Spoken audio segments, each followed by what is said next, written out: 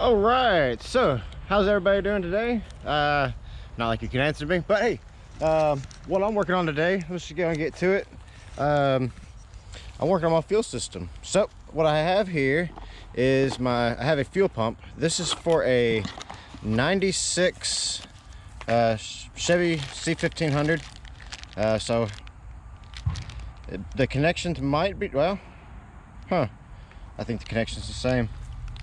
I think the pump is almost the same, but this one right here does I think it was like 90 something psi, and yeah, it has like 65 gallons per hour. So that is great that it's basically going to bolt right into there. I got my strainer, you know, for warranty reasons, and I got some of this and I got some of this. Now I was using that what is it, just basically like that line that's made for like 38 psi. Well, today I went ahead, and since I am fuel injected, it's gonna be a lot of psi, went ahead and got some actual fuel injection line. As you can see, well, let me find the right spot. You can see it says 6.9 right there. It's a 6.9 bar. Yeah, right there it is, right there, 6.9 bar. So that's equivalent to, I think, if it's 17 psi per bar. I'm not sure, I couldn't remember if it was 17 psi or 13 psi. I went with 17 and I came up with like 100 and I think it was like 117, or it was close to 120 psi. So I was happy with that.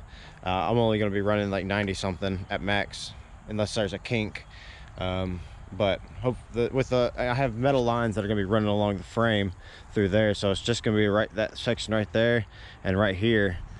So I don't expect it to actually be too many kinks, honestly. And this is really not going to be too permanent. One day I'm going to end up going with AN fittings. Yeah, I'm looking to get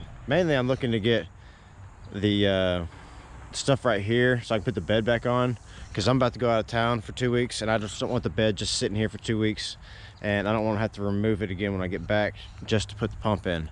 And so this pump is actually rated good enough for what I need.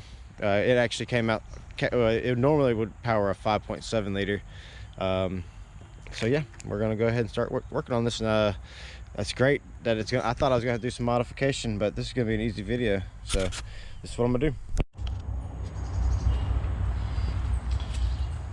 Alright, so this thing's pretty damn nasty. Probably gonna have to clean it up some. I'm not reusing this thing.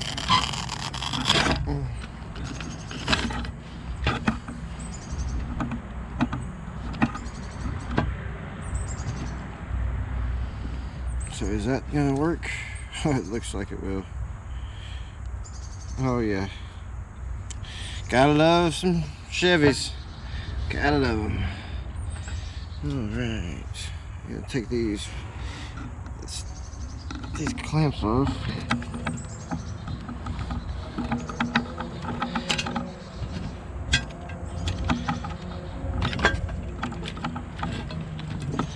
That might not be as easy for you. Mine were missing. Oh, these don't have it. Normally they have another top piece that goes across right here. Is that a Honda? I don't know. There we go.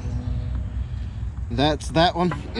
Man, I'm so happy. This is gonna just bolt right in. Let's see, how does this fit in there? Like that. So fits in like that. It's got these little grooves right there. They go up in there.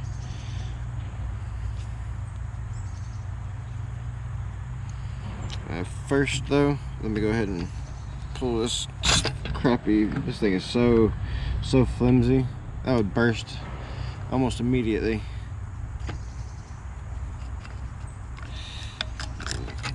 This is going to be interesting. Alright, so what I did was I went ahead and pushed this. I just used the entire piece of that they gave me. Yeah, I mean, I could have cut it. I mean, it's got almost that much. It's about that much of it all the way onto that piece of piping. I mean, it's For some reason, I think it was just a little bit longer or something right there, maybe. Or maybe I was supposed to cut it down. Nope, they're the same length. They're the same length. But yeah, I just went ahead, I mean, because it's such high pressure, I just wanted to go ahead and clamp it off and have a lot of space. Yeah, so what I'm gonna do next is I can obviously just do this right here. This is just like that. So that's all gonna work fantastic. Kind of bend that up a little bit so it's got some pressure. There we go. That's nice. And so all I gotta do now is just tighten up these things right here. And all right, so I got it back in. You know how to put these things back in. You don't need me showing you how to do that. So got it back in. I'm gonna actually run the stuff up in the cabin first. So what I plan on doing is I think I'm gonna take off these things right here, and just there's these ridges, and I'm gonna go over those ridges, and I'm gonna put a clamp on this side and this side on both of these like that. And I'm hoping that's gonna hold the pressure just fine. I'm going to prime it and, you know, obviously check for leaks and everything like that based on just having an initial load on it and it having nowhere to go. And we're gonna see if there's anything leaking. Yeah, let's go ahead and get this ran. Some of y'all may not agree with this, but at least I have fuel injection line. It is actually rated for fuel injection. So there is that. So, and these let's see, these things right here, they're not like worm drive, those little worm clamps or whatever. They're really thin metal. They're really thick metal. So I don't think they say what they can hold, but I mean, they're known to hold pretty good pressure. So I've used these on other things that had a lot of pressure, like various things. So I feel pretty confident in, and we're gonna see what happens. Okay, so I want to show y'all what I got going on here. So back here, this is more of that fuel injection line. I got ahead. This is the feed line. So this is one that's gonna be under the most pressure. I had ran out of these clamps, so I would have put these on the return line. And some people say there's about 40 psi of pressure on the return line. Some people say 1 to 2 psi. These will hold it. It's nice and tight. And this is just a vacuum line.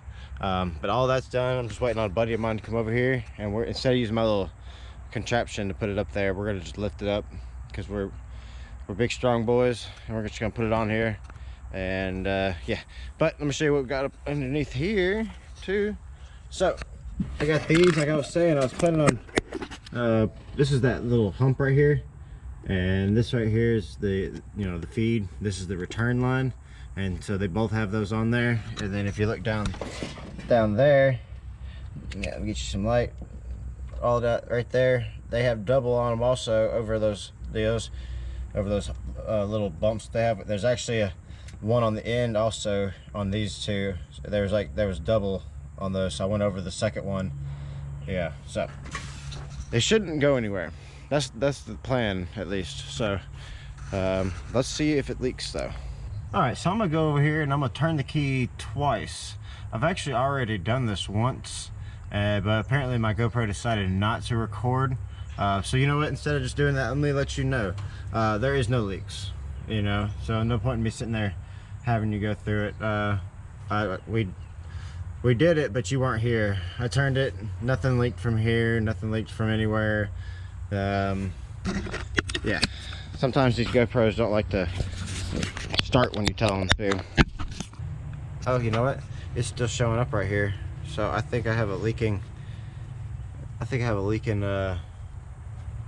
fuel rail here, because yeah, I had something sitting right there too. It'd be weird. I'm gonna keep an eye on that. I might have to get some new fuel rails. Yep, I can see it starting to come out. Huh, I've never seen that before. And there's nothing you can tighten there. It's just it is what it is. I'll have to get a new one. That sucks. Oh well, that's another piece. I'll just have to get the intake manifold and that. So whatever. So I don't know if you can see it, but there's more fuel at that spot where I thought it was leaking, and right there, and you can see the color of the fuel right there. My freaking my fuel rails leak. I gotta get some new ones of those too. So you know, I saw those metal ones. I'm probably gonna get one of those metal ones, but I'll have to change up the way I have my stuff. But I can keep the 3/8 line.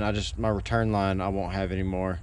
I'll have it back there, so I'll figure all that out. But yeah, gonna probably have to go with the Corvette regulator when I do that.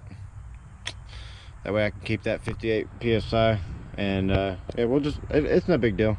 That's what you get when you get a junkyard motor, basically. Is you find various issues down the line, and that's just what I've been finding. So hey, it's just what I gotta do. I got you. Yeah, really. Hey, so AJ's here. Get ready to see some content from him here soon. Go-kart stuff and everything like that. But I'm gonna hand this off to Amanda, and me and him are gonna manhandle this thing.